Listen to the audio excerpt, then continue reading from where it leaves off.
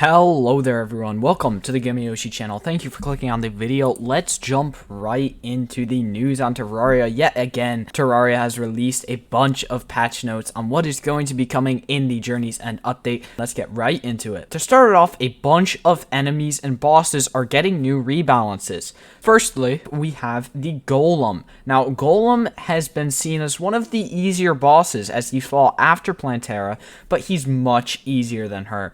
And so they don't tell us what's going to change with him, but directly quoted from the patch notes, it says, "Our friend the Golem has some new surprises in store for you." Now, whether that means he will get more health, or his Golem Fist stage will be longer or more difficult, or if he'll shoot more ricocheting fireballs, we don't know yet. So that is going to be a big change on Golem. Now moving on to King Slime, one of the first bosses that you fight in the game. King Slime is typically seen as the easiest boss in the game, as all you have to do is build a rope up and be out of his jumping range in order to easily kill him, and then rain down fire with a bow. But now it says in the patch notes that King Slime has learned how to climb ropes. Now this means that he will be able to follow you up these ropes, and this strat will no longer be viable, defeating the easiness of King Slime.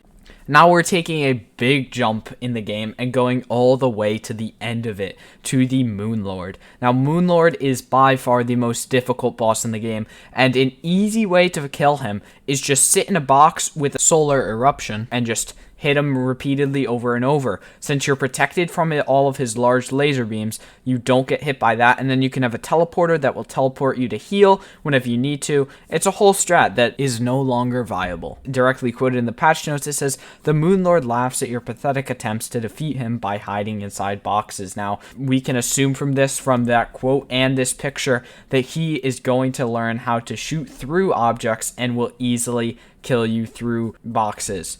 This defeats that old strategy, and we're going to have to actually beat him now.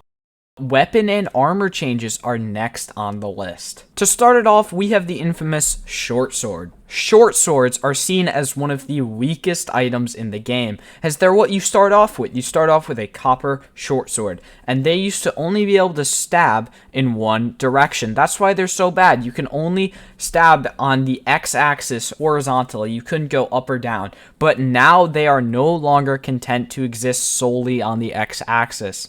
Your favorite stabby weapons are now able to poke foes at all directions. That is quoted directly from the Terraria patch notes, and basically, as you can see from this graphic, you are now able to move where you are swinging your short sword up and down. Do I think this is going to make them a viable weapon anymore? I still think they're not going to be viable. I mean, their range is like 0, but maybe they'll add new short swords to the game. We don't know until it comes out May 16th. Mark your calendars. Next on the list, we have flails. Quoted directly from the patch notes, flails felt left behind by the introduction of yo-yos, so they have all new functionality to restore their status as useful weapons. Now, they don't tell us anything, but from this graphic, we can infer a lot. Basically, what I'm getting from this graphic is you will have 3 ways to attack with a flail. You can either pound an enemy at close range with it very quickly and very repeatedly, getting off lots of damage, or you can throw it on the ground and let it do a bunch of damage to whoever walks into it. Or the third way is you just swing it like you used to be able to. Now, I think it's really cool that they added all of these options for flails, as they were definitely one of the most underused items in the game, since yo-yos were so much better than them. But now with this rapid fire ability, they may actually become viable. One of the more one-off ones is the Charged Blaster Cannon. It's from the Martian Madness event. No one has ever really used it. As quoted in the patch notes, yesterday's throwaway weapon from the Martian Madness event. What? Don't look at us like that. Don't act like you ever used the thing. Is today's death-dealing space laser of doom. So basically, this laser is actually buffed now, and it looks like you can rapid fire in very quick succession, and you can shoot it just like the Moonlord's last prism. So this could actually be a really good weapon now, but seeing as you fight Martian Madness very late game, it may not actually still be used as much, as it may still be outclassed by some of the better late game weapons. Next, moving on to the Christmas Tree Sword. This is another random one. It's from the Frost Moon, and it's dropped from the Everscream. No one has ever really used this sword, as it's just a sword shaped like a Christmas tree, so it's not very useful, but now it seems to have gotten a buff. When you swing the sword, it shoots out a star projectile, just like the enchanted sword.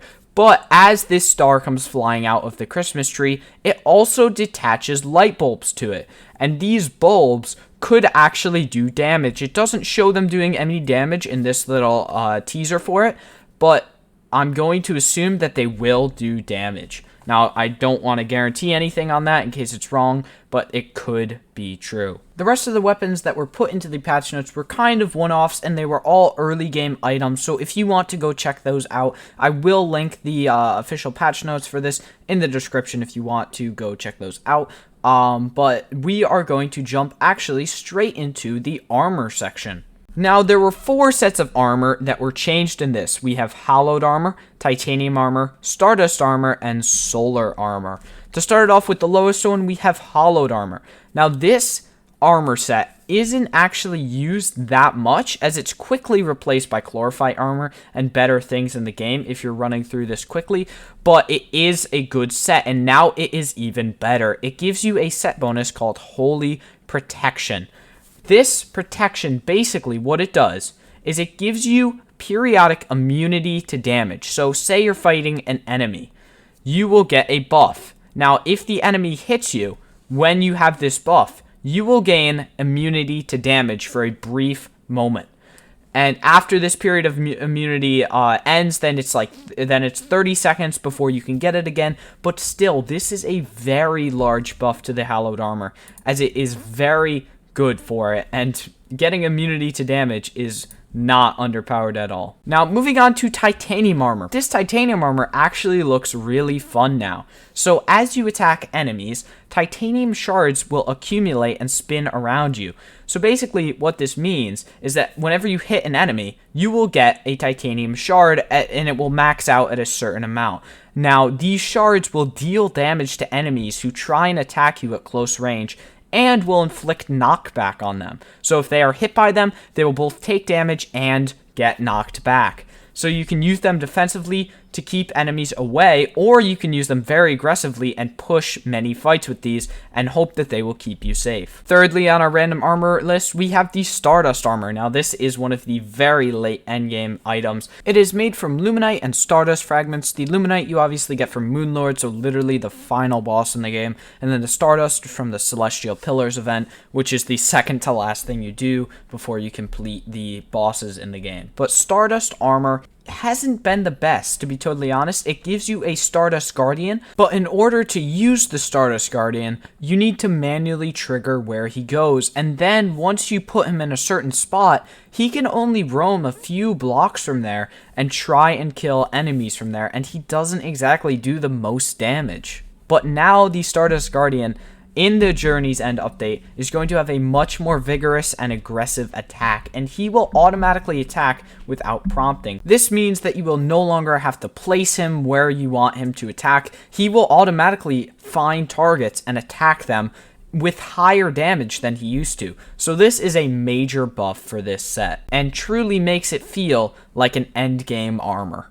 Finally, for the random armor, we have the Solar Armor. Now, Solar Armor is amazing because it gives you a lot of defense, but now the Solar Armor has been buffed. So basically how the Solar Armor works is you will start off with nothing. Then, as you stay out of combat, you gain shields, and you will cap out at a maximum of 3 shields. Now, once you have this full shield built, you are able to dash into enemies, doing damage to them, but it will consume a charge, and it will give you a much higher defense so that you can take a lot more damage.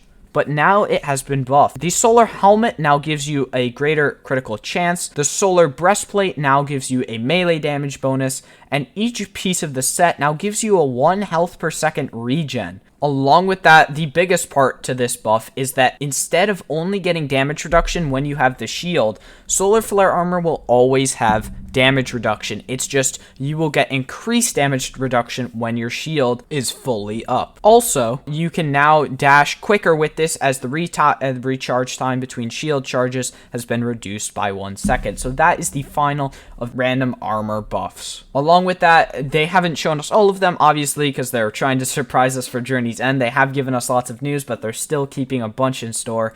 The graphics overhaul, there's going to be a bunch of new graphics in the game, which is really cool and really exciting. There's a bunch of images on screen of what everything's going to be looking like right now. A lot of them look really cool and look much cooler than what they used to be, and they're going to be awesome. That's all they did give us in the patch today. It was a bunch. Thank you so much to Terraria if you're watching this. It's honestly awesome how much you communicate with your community. Thank you so much for watching the video. If you did make it to this point, it really means a lot to me.